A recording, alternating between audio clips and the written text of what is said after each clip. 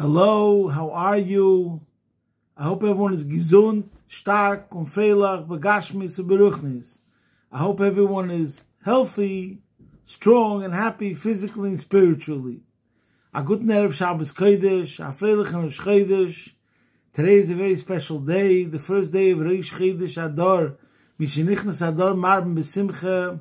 I want to give you Yasher Koyach, Shever V'Idol, HaKadosh Baruch Hu. I'm here in Toronto, and I'm thanking Hashem for the simcha that we have in our family. And this is L'schus Techosna and Kala, Shmuel Ben Meir Chaya, and Menucha Rachel Bas Chana. So they should have Arichas Yom V'Shalom Tevis Habinyan Adayad. So thank you, Hashem. It's also a big Shabbos, Shabbos Shkolim, Shabbos Rosh Chodesh, and we take out 3 Sifrei Torah. So today we're going to speak about something that touches us, every single one of us, very deeply, and is very essential in life. As usual, since the war began, we start with tzedakah. Hashem should help. There should be shalom in Eretz Yisrael and Mashiach now. Amen. Now we'll say a bracha, a prayer which is connected to the subject we're going to talk about today, which is material abundance, financial success. And the bracha is, like we say in Shemini Esrei, Baruch Aleinu Hashem Elokeinu es Hashana Zeis v'yeis kol minis v'asa l'tova. Hashem should bench us this year in all the varieties of its prados for good. V'sabeinu mitovecha, satisfy us from your bounty. Ovorach shenashenek Hashanah matevis l'bracha, and bless our year like other good years for blessing. So Hashem should bless us. We should all be blessed with all blessings, health, but also parnasa, and that's what we're going to talk about today. One of the mitzvahs in this week's parsha, which this week's parsha talks about, V'asali migdash v'shechanti b'seicham. You should make me a sanctuary, and I will dwell in them. So, as we've spoken about this many times, it's not a command that only has relevance in the times of the Mishkan and the Beis Hamikdash, but like everything in Torah, there has to be a lesson and a relevance for our daily lives today. Torah is eternal. So thank God for Chasidus. Pnimius HaTorah teaches us the inner significance and the meaning of all these things and what it means in our Avodas Hashem. So, in this week's Parsha, amongst the utensils, amongst the vessels, and amongst the furnishings that Hashem commanded the Jews, the Yidden, to make, was the Shulchan, translated as the table. There were 12 loaves of bread that were placed on the Shulchan, and they baked it on Friday, and the Kohanim, the following Shabbos, would eat it after Mincha. So, first of all, the Shulchan, it says, also had gold, overlaid with gold. V'tzipiso Shulchan, you should make a table, atzeshitim, and then the next pasuk says, V'tzipiso yisizov toir, you shall overlay it with pure gold. And then it says, V'tzipiso mizgeres, you should make a frame for the table. It also says you should make a zerzov, a gold rim all around it. And then it also says, there's a couple of pasukim that talk about the Shulchan, V'nasata ala Shulchan lechem ponim lefonai tomid. You shall place showbread on the table to be before me at all times. So, one more thing we'll say before we get into the questions and the explanations is that when it talks about a gold rim, a crown, on this table, Rashi says, Simen lekeser malchus, a symbol of the crown of royalty. This was the gold rim that was around it. Shashulchan shem esher ugdula. The shulchan is a mark of wealth and importance. As we say, as people say in reference to wealth, Shulchan Malachim, the royal table. So what's the relevance? What does it mean? And what's the lessons for us on our Avodas Hashem? And what does it mean that the table represents Shulchan Malachim? So, in general, the idea of the Mishkan represents how a Yid elevates the physical, and there's the meeting place, the encounter, the fusion of the finite and the infinite. That's really the whole mission statement of a Yid, is להמשיך את השכינה דו למטה בארץ. ועשיסו לי מקדש, make for me a sanctuary. ושכנתי בסכם, and I will dwell in them, is really a reflection of the entire mission of a Yid, as the Alter Rebbe says in Tanya, v'zeh kol ha'odam, v'sachlis b'riyosei, uv'riyas kol ha'il m'salyenim v'sachtoinim, liyas lo yidira zoi b'sachtoinim.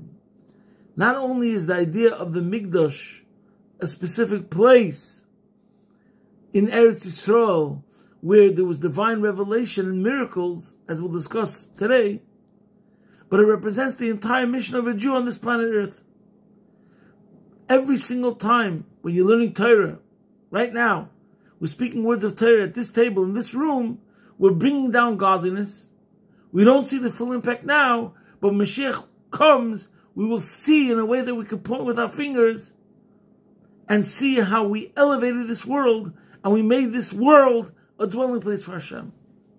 There's godliness all over, and by us doing the right things, we reveal this godliness. Before we continue, there's two Gemaras that talk about the Shulchan, which discuss the miraculous revelation of Hashem, which was through the Shulchan. One of the Gemaras is a Gemara in Yuma Daf, Lamed Tes Amud Aleph, which says that Kol Goyin Shemagioi Kazayis, there was some Koyanim that they ate a Kazayis, the size of an olive, and they were satisfied with that from the Lechem Aponim when they ate this bread. And then it says, Yesh Eichlei V'Sovea, so they ate that and they were satisfied. But then it says, V'yesh Eichlei U'Moiser, they took a tiny bit, and this tiny bit satisfied them. And this was a miracle, that even a kohen who took one small, tiny piece of this lechem aponim, this was enough to make them totally satisfied. How can you take a tiny bit and become satisfied? That was a miracle. But then there's another Gemara, and this is a Gemara in Menachos, which says something phenomenal, which shows you how general the message of the Shulchan is. And it says, when the Yidden were Oile Regel, when they made a pilgrimage to Yerushalayim, to the Beis HaMikdash, the Gemara says, Magbiin, in the Gemara Menachos, Daf Chav Tes Amud Aleph, Magbiin Oisei La'Oile Regolim. They brought out the Shulchan to the people that were Oile Regel. Umadem Lehem, Lechem Aponim, and they showed the Yidden the Lechem Aponim, and they told the Yidden,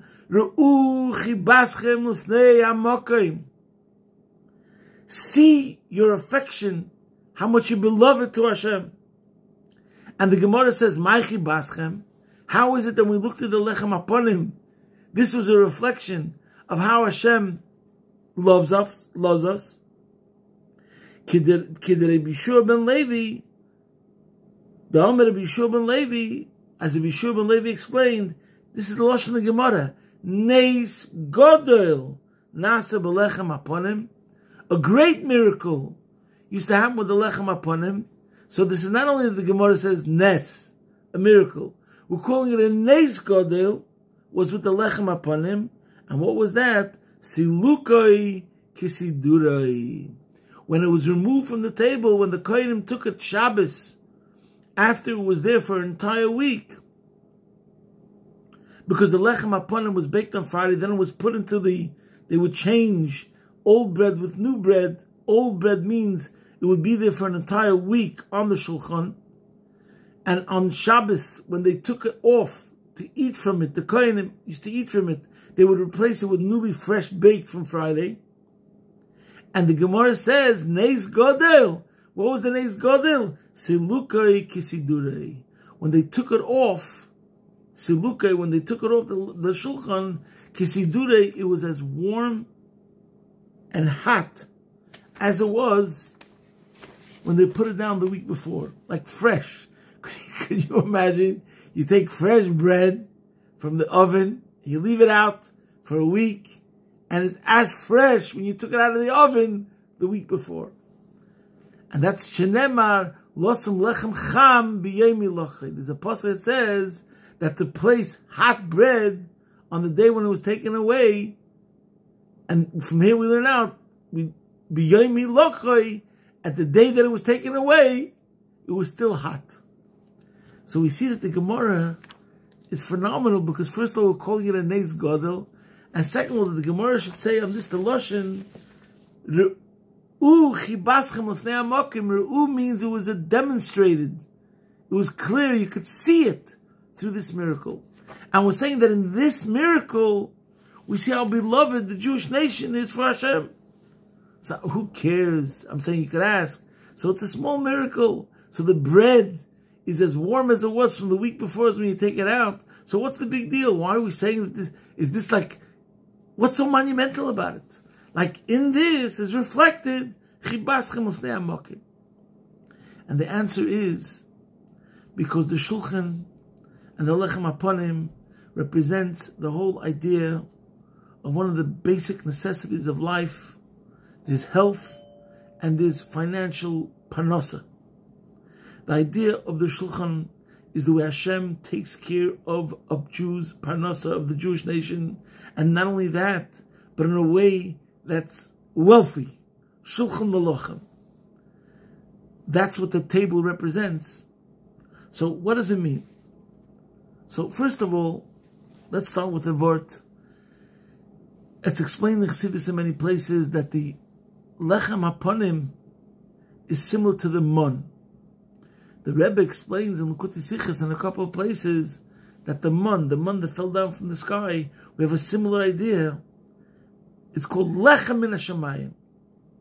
And the Rebbe explains that Lechem min Hashamayim doesn't mean bread, like our bread, but that instead of Lechem min Haaretz, it came down min Hashamayim. No.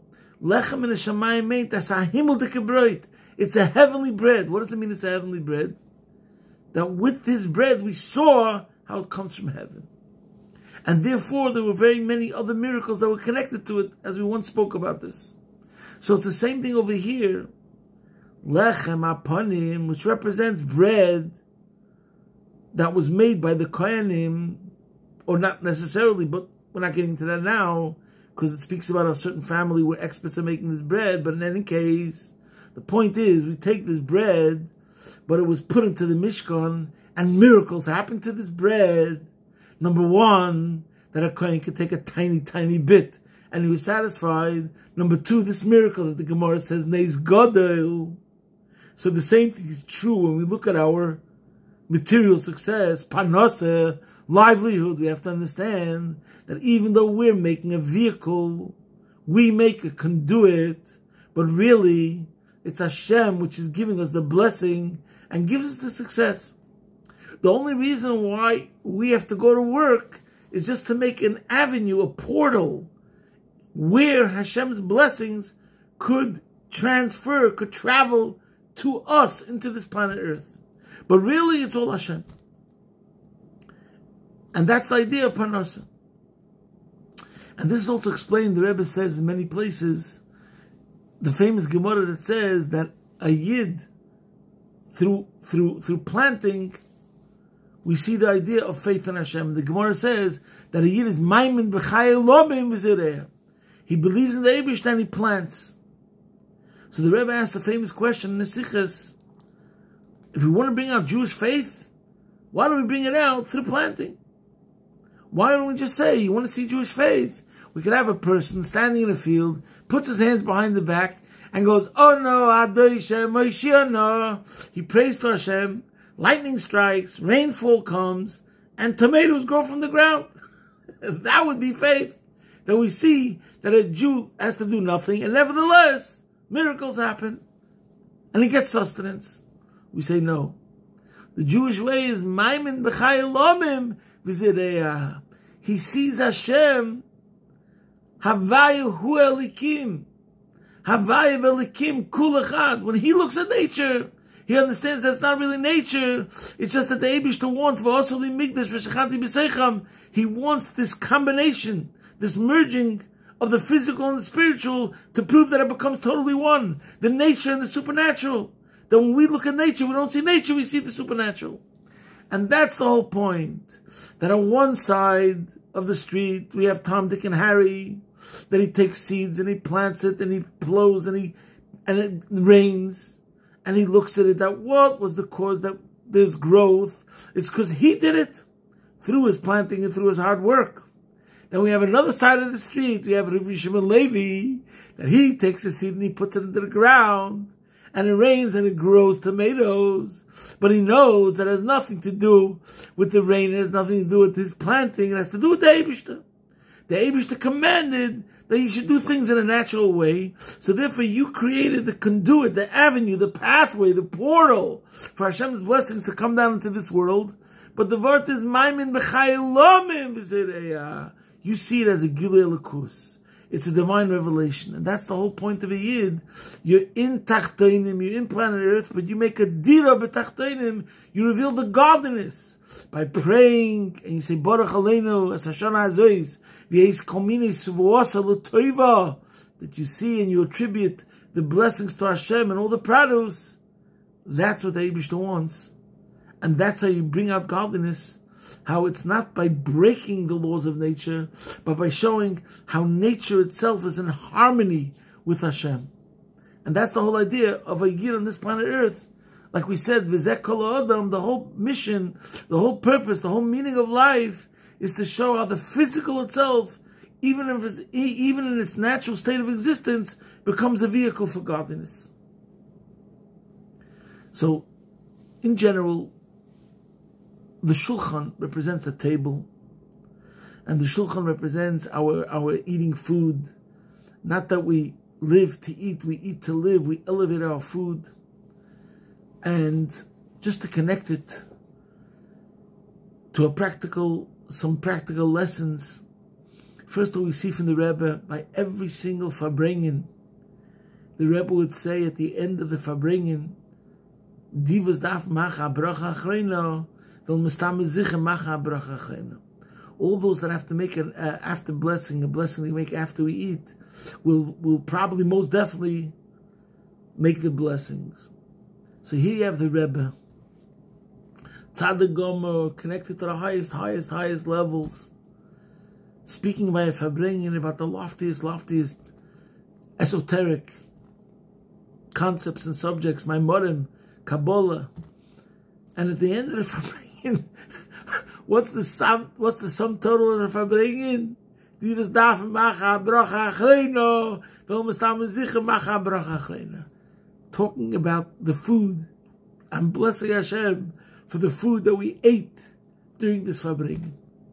So we have the Tzaddik Hadoyer, the leader of his generation, pointing out to something which seems so small, making a blessing after we ate food. But that's the whole point of everything. The bottom line of everything is to bring the godliness into the food and make a blessing, and after eating, to thank Hashem for the wine or for the piece of mezonus cake that we had by the Farbrengen. So that's number one. And the Rebbe was super careful about it. So it's a phenomenal lesson just in that alone. So therefore, wherever you are and you're by a table and people have partaken some food, you can say, be like the Rebbe. Just remind everyone, Divas daf macha bracha achreina, v'omastam zicha macha bracha achreina. Another thing the Rebbe spoke about was the table, the Friday night meal. I'm talking to myself and I'm talking to you, and I'm saying a piece of advice, talking about the shulchan. Our table represents and is connected to the table, the idea of the table and the Mishkan. It's also connected to the idea of the Mizbeach. But in general, it's the idea of connecting the physical food, our material sustenance and abundance, and we'll use this opportunity to bless Kol B'nei Yisrael B'chol Makom Shehem should have Ashirus, which the Rebbe also spoke about. Parshas Terumah, this week's Parsha, Tov Shinun Beis, the Rebbe said we see from the Pasuk that says that every Jew should make a contribution of Zov, Kesef, or Nechoshes, gold, silver, and copper. And the Rebbe said, from here we see, that the pasuk starts with Zov. That means every Jew has gold in abundance. Amen. Every single Yid should have Zov, Kesef, and Nechoshes. And the Rebbe said, we see from here, as Teiras Emes paskint up, that here the Teiras Emes gives a verdict that every Jew should be rich, monetarily speaking. Parshas begashmis. Amen. But we should also take a lesson. And the Rebbe spoke a sikha about the family unit. That it's the Friday night meal, the Shabbos meal, which fosters and strengthens the family unit. And in a way, the Friday night meal, the Shabbos meal, is where we see a reflection of what's the whole idea of life in Judaism, in Yiddishkeit. Shabbos, we make Kiddush, there's Einik Shabbos, you could partake in having not only necessities, but even luxuries, but it's all channeled to a higher purpose. We sing Nigunim, the Rebbe says, and it's explained in Chassidus, that represents like the Levium in the Beis HaMikdash, they sang songs. We say Divrei Torah, the Rebbe says, and brought down from Chassidus, that represents the Kohanim. We used to say verses of Torah. And we give blessings to Hashem. Bracha Achreina. Brachas the whole time. So we see the fusion of the finite, physicality, good food, good wine. And it's all elevated to a higher purpose to Hashem. And with that is the family unit singing songs, becoming closer, and the family and the Shabbos spirit, full of warmth, full of love, full of unity. Maybe she should help. First of all, Freilich and Shchedish, Mishinichnas Adar Mar Simcha, Simcha Gerer Simcha, L'chol B'nei Yisrael. We should have more and more Simcha, and we should all make good resolutions about the Tish, the Shulchan, how we conduct ourselves the whole week with brachas, brachas Rishonos, brachas Achronos, and especially to try to elevate the Shabbos table. It should be like a Shabbos table. We sing Nigunim and we speak words of Torah, and it will definitely be in a conduit, which is the whole idea of the Shulchan, is that we have to do our thing. Maimin b'chai olamim v'zereah. The idea of the Shulchan is, in general, we make a conduit, a vehicle, a keli, hishtadlus, and that brings, because we're following Hashem's words, the great blessings to no end to every single person. Posting from Toronto, Good Shabbos, Afreilich and Chodesh, Mashiach now.